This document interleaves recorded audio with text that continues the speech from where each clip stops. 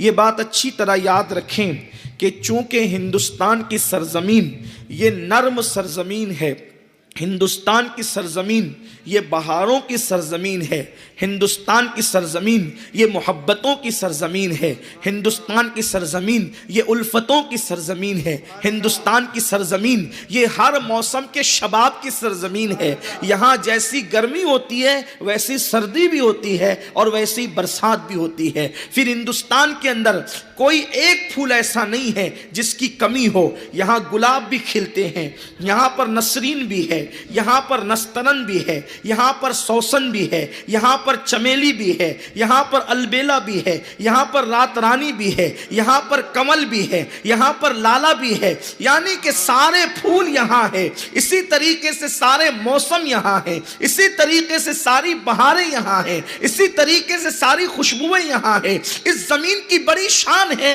اس سے بڑھ کر اس زمین کی شان کیا ہو سکتی ہے کہ میرے آقا مصطفیٰ جان رحمت کو ٹھنڈی ٹھنڈی ہوائیں عاشقوں کی اگر کہیں سے پہنچی ہے۔ میرے علم میں، ناقص علم میں، بہت زیادہ پڑھا لکھا آدمی نہیں ہوں، کسی زمین سے حضور علیہ السلام نے یہ بات نہیں فرمائی کسی زمین کے متعلق جو میرے ملک ہندوستان کے متعلق فرمائی۔ میرے آقا صلی اللہ علیہ وآلہ وسلم نے فرمایا مجھے ہند کی طرف سے، اپنے عاشقوں کی طرف سے ٹھنڈی ٹھنڈی ہوائیں آتی ہے، عشق والوں کی طرف سے ہوائیں آتی ہے۔ اسی کو ڈاکٹر اقبال وجد میں کہتے ہیں، میر عرب کو آئی ٹھنڈی ہوا جہاں سے، میرا وطن وہی ہے، میرا وطن وہی ہے۔ یہ وہ وطن ہے،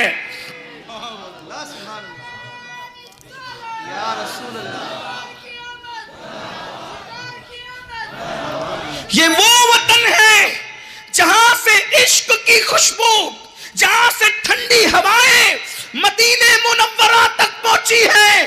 اللہ اکبر، یہاں کی ہواؤں کا اثر تو دیکھو، ہوا یہاں سے چلتی ہے اور مدینہ منورہ میں پہنچتی ہے، اور سرکار فرماتے ہیں عاشقوں کی طرف سے خوشبو آ رہی ہے، عاشقوں کی طرف سے ہوائیں آ رہی ہے۔ پتہ چلا یمن والوں کو چادریں دی، وہ بھی مبارکباد کے مستحق ہے، شام والوں کو دعا دی، وہ بھی مبارکباد کے مستحق ہے، نجد والوں کو دعائیں ضرر دی، ان کا اپنا معاملہ ہے، ہند والوں کو عشق و محبت کی سند عطا فرما۔ نعرہ تکبیر، نعرہ رسالت، خواجہ کا ہندوستان، خواجہ کا ہندوستان، علماء اہل سنت۔ حضور نے فرمایا عاشقوں کی طرف سے آ رہی ہے ٹھنڈی ہوائیں عاشقوں کی۔ ارے وہ شاہ کون تھے؟ ان کو میں نامزد تو یہاں نہیں کر سکتا، لیکن پورے وثوق کے ساتھ جن کے نام لے سکتا ہوں، جن عاشقوں کی طرف سے ٹھنڈی ٹھنڈی ہوائیں پہنچی تھی، اسی عاشقان رسول میں کوئی داتا علی حجوری ہے، کوئی معین الدین اجمیری ہے، کوئی بختیار کاکی ہے، کوئی فرید الدین پاک پٹنی ہے، کوئی اللہ اکبر نظام الدین محبوب الہی ہے، کوئی صابر کلیری ہے، کوئی مخدوم اشرف سمنانی ہے، کوئی داتا اللہ اکبر، کوئی شاہ ولی اللہ محدث دہلوی ہے، کوئی عبدالعزیز محدث دہلوی ہے، کوئی فضل خیر آبادی ہے، کوئی کافی مراد آبادی ہے، کوئی امام اہل سنت امام احمد رضا محدث بریلوی ہے، کوئی حضرت مولانا ضیاء الدین جے پوری ہے۔ یہ عاشقوں کی خوشبو پہنچی حضور تک۔ ایک بات بتاؤں، جب عاشقوں کی ہواؤں میں اتنی تاثیر ہے کہ مدینے تک صدیوں پہلے پہنچی، تو عاشقوں کی آواز میں تاثیر کا عالم کیا ہو۔ لوگ کہتے ہیں سلام پڑھتے ہو تو وہاں کیسے پہنچتا ہے؟ ہم سے نہ پوچھو، حضور سے پوچھو۔ عاشقوں کی تو ہوائیں بھی پہنچتی، یہ حدیث کے عاشقوں کی تو ہوائیں بھی پہنچتی ہیں۔ جن کی ہواؤں کا یہ حال ہے، ان کی آوازوں کی شان کا عالم کیا ہو۔ تو یہ زمین وہ زمین ہے جو پہلے سے منتخب ہے نگاہ قدرت میں۔ یہ زمین وہ زمین ہے جو منتخب ہے نگاہ رسالت میں۔ یہ زمین وہ زمین ہے جو منتخب ہے نگاہ ولایت میں۔ نگاہ قدرت میں کیسے منتخب ہے کہ جنت سے جو پہلا آدمی اتارا وہ کسی اور ملک میں نہیں، وہ میرے ملک میں، آپ کے بھارت میں، ہمارے ہندوستان میں اتارا۔ پہلا آدمی جو اتارا آدم جسے، بلکہ آدمی جس کے طفیل لوگ بنے ہیں اس آدم کو اتارا۔ آدمی تو بعد میں ہوئے، آدم پہلے ہوئے نا۔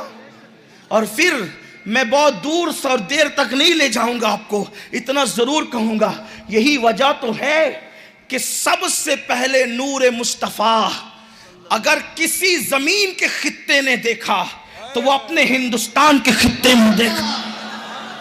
نور مصطفیٰ پہلے خطے ہند نے دیکھا۔ کیسے؟ آدم آئے تو خالی ہاتھ نہیں آئے، پیشانی میں نور مصطفیٰ لے کر آئے، تو آدم کی پیشانی سب سے پہلے جس نے دیکھی وہ ہندوستان کی زمین نے دیکھی۔ بہت دور اور دیر تک نہیں جاتے، ایک دو بات اور پڑھ دوں۔ سب سے پہلی اذان اگر کہیں ہوئی ہندوستان میں ہوئی۔ لوگ کیا اذان پہ پابندیاں لگائیں گے؟ جب کسی کا باپ نہیں تھا تو بھی اذان ہو رہی تھی، جب کسی کا باپ تو بھی اذان۔ کیسے؟ پہلی اذان دینے والا اس زمین پر کوئی انسان نہیں، کوئی مولوی مولانا نہیں، سب سے پہلی اذان جس نے اس زمین پر دی ہے۔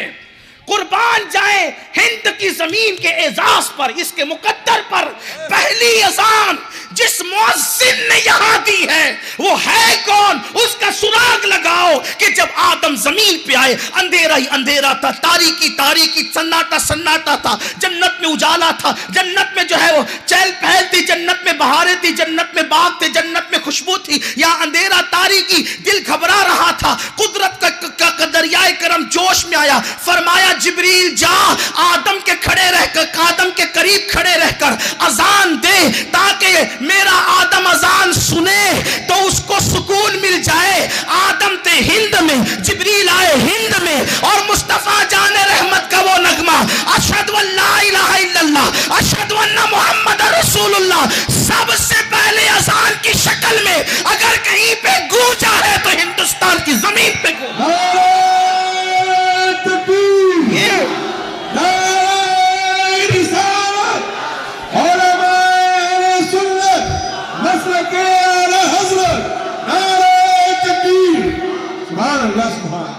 سب سے پہلی اذان اس زمین پر جبریل امین نے دی ہے۔ اذان کے کلمات بعد میں آئے، جبریل نے ہندوستان میں اذان پہلے دی، اور اذان کے کلمات کبھی نہیں بدلے۔ نبیوں کی شریعت بدلی، اذان کے کلمات نہیں بدلے، کیونکہ اذان صرف امت محمدیہ کی خصوصیت ہے۔ تو آدم علیہ السلام، جو بچوں کے کان میں اذان پڑھی جاتی ہے نا، تو دنیا میں آنے کے بعد اس لیے پڑھی جاتی ہے کہ آدم کے کان کے قریب بھی اذان پڑھی گئی۔ یہ بات، ہاں، آدم کو بھی وحشت ہو رہی تھی اور آدمی کو بھی وحشت ہوتی ہے یہاں آ کر، تو ان کی وحشت بھی اذان سے دور ہوئی، اور ہر آنے والے کی وحشت اذان سے دور ہوتی ہے۔ اب بھی انسان تجھے عقل نہ آئے گی، تو وحشت زدہ کیوں ہے؟ اگر کوئی تیرے کان میں اذان پڑھے تو تجھے اتنا سکون ملتا ہے، اگر تو خود اذان پڑھے، نماز پڑھے، تو اللہ تیری وحشتوں کو کتنا دور فرمائے۔ اذان سے بھی دور ہو گئے، نماز سے بھی دور ہو گئے، اور پھر سب سے پہلی نماز بھی اسی ہند میں پڑھی گئی۔ اذان ہوئی، اجالا ہوا، آدم علیہ السلام نے شکرانے میں سجدہ کیا، پہلے سجدہ یہی کیا گیا۔ یہ زمین کوئی معمولی زمین، نگاہ قدرت کا انتخاب ہے ہند، نگاہ رسالت کا